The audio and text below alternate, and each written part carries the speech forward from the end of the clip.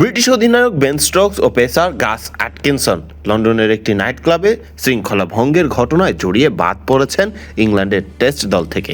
ওভালে নিউজিল্যান্ডের বিপক্ষে 17 জুন শুরু হতে যাওয়া দ্বিতীয় টেস্টে দলে রাখা হয়নি তাই এই দুই ক্রিকেটারকে। এই দুইজনের জায়গায় দলে জায়গা হয়েছে পেসার জফরা আর্চার ও উইকেট কিপার ব্যাটসম্যান জর্ডান কক্সের। ওভাল টেস্টে স্টোকসের জায়গায় অন্তর্বর্তীকালীন অধিনায়কের দায়িত্ব পালন করবেন জো রুট। জানুয়ারিতে ইংলিশ ক্রিকেট বোর্ড খেলোয়াড়দের জন্য রাত 12টার মধ্যে হোটেলে ফেরার কড়া নিয়ম জারি করেছিল। অন্যদিকে লর্ডসে প্রথম টেস্ট জয়ের পর শৃঙ্খলা ভঙ্গে জড়ান স্টোকস এবং অ্যাটকিনসন। অভিযোগ উঠেছে গত সোমবার ভোর রাত পর্যন্ত স্টোকস ও অ্যাটকিনসন লন্ডনের একটি নাইট ক্লাবে অবস্থান করছিলেন। সেখানে এক পর্যায়ে মারামারি বেঁধে যায়, যাতে জড়িয়ে পড়েন সারাসেন্স রাগবি ক্লাবের খেলোয়াড় ততুয়া আউতা। আর ততুয়ার আঘাতে আহত হন ক্রিকেট বোর্ডের একজন নিরাপত্তা কর্মকর্তা।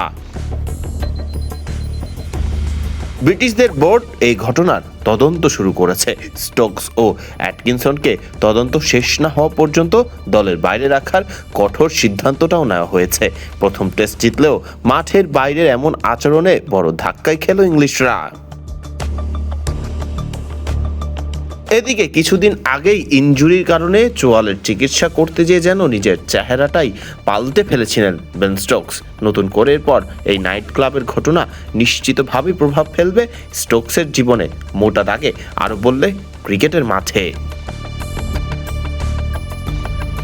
যদিও 17 জুন শুরু হতে যাওয়া টেস্টে নেই এই দুই ক্রিকেটার, তবে নিউজিল্যান্ডের বিপক্ষে প্রথম টেস্টে ইংল্যান্ড দল ভালো করলেও সুবিধার আহামরি করতে পারেননি বেন স্টোকস, পেয়েছেন মাত্র একটি উইকেট। অন্যদিকে আবার পুরোপুরি ভিন্ন চিত্র গাস অ্যাটকিনসনের ক্ষেত্রে।